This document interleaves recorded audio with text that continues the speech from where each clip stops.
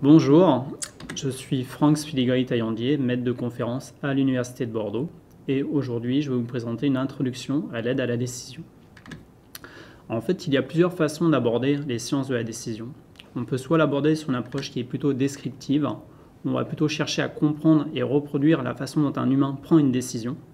C'est plutôt l'apanage des sciences cognitives, qui utilisent la psychologie, la sociologie, mais aussi de l'intelligence artificielle et des neurosciences. À côté de ça, on a une autre approche qui va être plus prescriptive, qui va chercher à accompagner le décideur dans la prise de décision. C'est notamment le sujet de la recherche opérationnelle qui utilise les mathématiques, l'informatique et les sciences de l'ingénieur. On retrouve aussi des approches prescriptives en sociologie au travers notamment des approches participatives. Évidemment, ces deux approches de la décision vont interagir. En comprenant mieux la façon dont un humain pense, on va pouvoir mieux l'accompagner dans les décisions. Et en l'accompagnant dans les décisions, ça va permettre aussi de tirer de la connaissance, de la compréhension sur la façon dont on prend une décision. Donc, on ne peut pas détacher l'un de l'autre, il faut avoir une vision globale de la décision. Mais d'abord, qu'est-ce qu'une décision? En fait, on va parler de décision lorsqu'un acteur ou un groupe d'acteurs effectue un choix entre plusieurs solutions qui sont susceptibles de résoudre le problème ou la situation auquel il est confronté. Mais la question qui se pose alors, c'est comment on prend une décision. En fait, pour ça, il va falloir rentrer un petit peu dans les mécanismes du cerveau, notamment au travers des différents processus mentaux qui sont utilisés pour faire en sorte de trouver une bonne solution lorsqu'on est confronté à un problème. Ici, on ne va pas rentrer dans les aspects zones du cerveau, imagerie médicale, même s'il y a beaucoup de recherches sur ce point-là, mais on va s'intéresser rapidement aux processus mentaux. Il y a plusieurs formalisations, plusieurs modèles qui représentent ces processus mentaux. On va juste ici en aborder deux qui sont relativement simples et classiques. Le premier est celui de Schneider et Shiffrin de 1977. Schneider et Shiffrin en fait ont séparé les processus mentaux en deux types. Le premier type sont les processus automatiques qui sont exécutés rapidement, qui sont à la fois autonomes et irrépressibles, qui sont faits de façon non consciente. C'est ceux que l'on fait par exemple sur une action réflexe, quand on veut éviter un obstacle.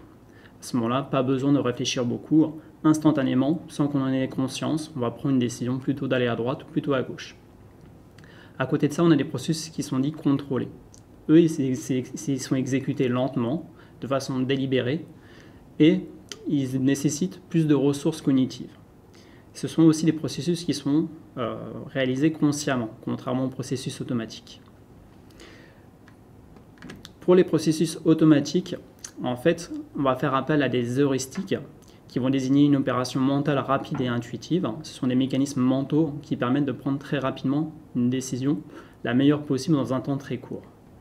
Pour les processus contrôlés, on va faire appel à des stratégies cognitives évoluées qui vont se composer d'une analyse consciente de la situation, d'un appel à des ressources, par exemple des données externes, de la recherche, etc., et qui vont, au travers d'un cheminement mental, conduire à la décision. Ces deux processus ne sont pas indépendants. Face à une décision, on passe toujours par un processus automatique qui nous donne une première solution qu'on va ensuite affiner par le processus contrôlé. Donc là encore, il y a des éléments qui sont importants à comprendre dans les deux processus. À côté de ça, pour rajouter une dimension qui est aussi importante, Kammerer, Loewenstein et Prelec en 2005 ont rajouté à ce modèle la dimension cognitive affective. On parle de cognitive pour l'aspect connaissance, l'aspect raison, le calcul délibéré, et l'aspect affectif pour les émotions ou pour les considérations biologiques de base. Donc, ça va constituer en fait 4 dimensions, un cadran donc à 4 possibilités qui font intervenir différentes zones du cerveau, encore une fois, et différents types de processus. Globalement, ce qu'on peut tirer de cette étude, c'est que l'agent humain, le décideur humain, est un agent cognitif qui est certes efficace, qui peut efficacement répondre à des problèmes décisionnels, mais en tout cas, ce n'est pas un penseur rationnel. Ce problème de non-rationalité intervient non seulement dû à la présence d'émotions, bien sûr, au fait que l'état mental n'est pas neutre, mais aussi au fait que pour les processus automatiques, notamment, on fait appel à des heuristiques qui peuvent nous tromper. C'est ce qu'on va voir tout de suite. Donc on va appeler biais cognitifs les mécanismes de la pensée qui causent une déviation du jugement. Tversky et Kahneman ont beaucoup travaillé sur les biais cognitifs et notamment dans un article de 1974 paru dans Science, ils ont référencé beaucoup de ces biais et ils ont appuyé ça par des expérimentations. Donc les biais cognitifs touchent toutes les étapes, tous les types de processus qu'on va avoir dans le cadran. À la fois les processus contrôlés, les processus automatiques, que ce soit en cognitif ou en affectif.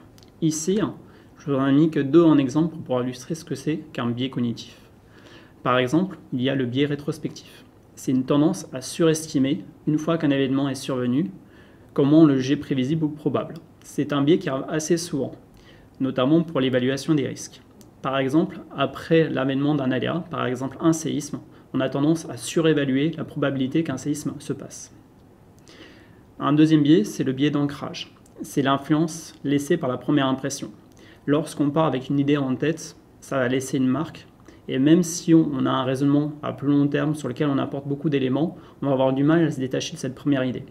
Ça montre aussi que le processus automatique va avoir une influence notable sur le processus contrôlé. Globalement, on peut dire que les processus mentaux utilisés, ainsi que les biais qui sont associés, puisqu'à chaque processus mental, on aura des biais spécifiques associés, vont dépendre du problème décisionnel. À chaque problème décisionnel, on aura un type de biais spécifique et des processus mentaux en jeu. Nous, dans une optique d'aide à la décision, on va s'intéresser donc plutôt aux processus contrôlés et du coup aux problèmes décisionnels qui sont liés à ça. Il y a une très grande variété de problèmes décisionnels. Ça peut être par exemple le choix d'un représentant lors d'une élection. Ça peut être le choix d'une stratégie commerciale pour une entreprise, l'optimisation de la tournée d'un facteur par exemple, où on cherche à avoir la solution qui minimise le temps de parcours. Il y a énormément de problèmes, une grande variété, et il est illusoire de penser qu'on va pouvoir les résoudre avec la même méthode ou la même approche. Il y a un point par contre qui est commun à toute démarche d'aide à la décision, c'est qu'il faut d'abord bien analyser le problème décisionnel. Pour ça, il faut savoir qui sont les décideurs, est-ce qu'il y en a un ou plusieurs, dans quel environnement il va décider, et tout un tas de paramètres qui sont liés au problème décisionnel. Ici, j'en ai mis quelques-uns, ils ne sont pas exhaustifs, mais ça permet déjà de placer quelques éléments qui vont jalonner, qui vont marquer ou définir notre problème décisionnel. On a par exemple le processus décisionnel. Qui prend la décision? Est-ce qu'il y a une chaîne de décision ou est-ce que c'est une personne isolée? Dans quel état mental il le prend? Si on parle par exemple d'un militaire qui doit prendre des décisions dans une situation de stress, ce n'est pas du tout la même chose que quelqu'un qui prend ça tranquillement dans son bureau. Quelles sont les données disponibles ou les contraintes qui vont affecter la décision? Quels sont les critères ou les objectifs que peuvent avoir les décideurs? Quelle est la connaissance dont ils disposent? Est-ce qu'elle est partagée entre les différents décideurs? Quelles sont leurs préférences? Quel est le temps pour la décision? Et enfin, par exemple, un point important, c'est quelles sont les alternatives possibles? Est-ce qu'on a un jeu d'alternatives très limité ou est-ce qu'on en a énormément, voire une infinité? Tous ces éléments-là vont constituer donc notre problème décisionnel. En plus de ça, il y a un autre point qui est important à prendre en compte, c'est l'incertitude. En fait, l'incertitude affecte à chaque fois tout problème décisionnel, puisque par nature, une décision va concerner des événements futurs. On va prendre une décision sur un événement à venir, sur une situation à venir. Or, évidemment, à partir du moment où ça se passe dans le futur, on ne peut jamais totalement mettre des conséquences de notre décision. Donc ça entraîne nécessairement de l'incertitude, en plus de celle qu'il peut y avoir sur notre connaissance du monde réel, sur la connaissance sur les données, etc. Donc on peut dire que l'incertitude est intrinsèque à l'acte de décider, et forcément il va falloir la prendre en compte quelque part dans notre modèle de décision. L'aide à la décision, en fait, ça va consister à surtout bien analyser le problème, c'est vraiment le point clé de l'aide à la décision. Ensuite, il va falloir le formaliser. Formaliser le problème, ça veut dire trouver une structure, un formalisme, un modèle qui va permettre de représenter notre problème décisionnel.